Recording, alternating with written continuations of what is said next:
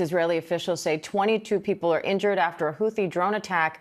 ABC News Chief Foreign Correspondent Ian Pannell has more on that. Ian, what do we know about this drone strike so far?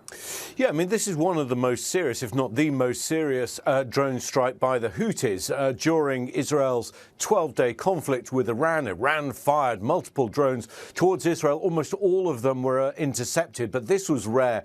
It hit in the port city, the vacation city of Eilat, down on the Red Sea coast. The IDF says the drone was launched from Yemen. Netanyahu saying any attack on Israeli cities will be met with a severe and painful blow to the Houthi terrorist regime. We've seen Israel respond in the past, and it's reasonable to expect them to do so again. Netanyahu has some strong words for the world leaders recognizing a Palestinian state. What else do we know about his remarks tomorrow and the rest of his trip to the U.S.? Yeah, I mean, I think it's a huge challenge, but we should expect to see Netanyahu in fighting form.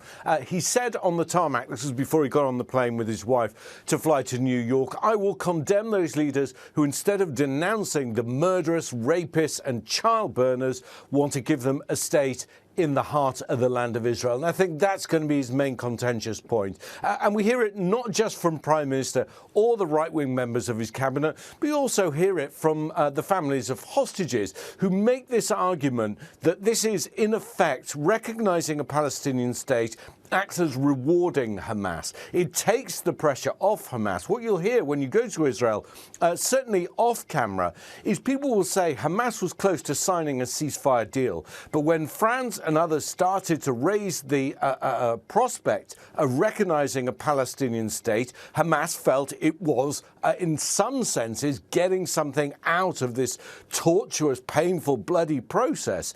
And it backed away from agreeing to any kind of ceasefire.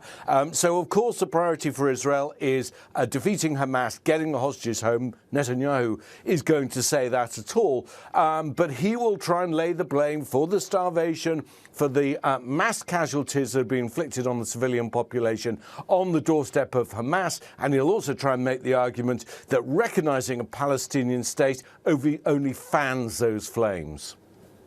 And Palestinian Authority President Mahmoud Abbas is addressing the UN today. What are you watching for there, Ian? Yeah, and remember, he was due to, as previous Palestinian leaders have for decades now, address the UN General Assembly, world leaders directly, face-to-face, in person. But the United States revoked or denied the visas for the Palestinian delegation, which was hugely controversial. Pressure was brought to bear, and actually the UN itself voted to allow President Abbas to address the UNGA via video link. So that's what we're expecting to see. That is the backdrop. There is a huge amount of support and sympathy for him, and in particular the plight of the Palestinian people, not just in Gaza, in the West Bank. So expect to see a very warm welcome from most leaders. He will obviously be grateful that there's been this recognition of a Palestinian state. He will call for more pressure to be brought to bear on Israel. But in practical terms, it's hard to see what is going to change as a result of this formal recognition of a Palestinian state. In real terms, on the ground right now, it doesn't make much difference. And for Abbas, yes, it gives him some support, but it doesn't answer his many, many problems. Diane? Ian Pannell, thank you.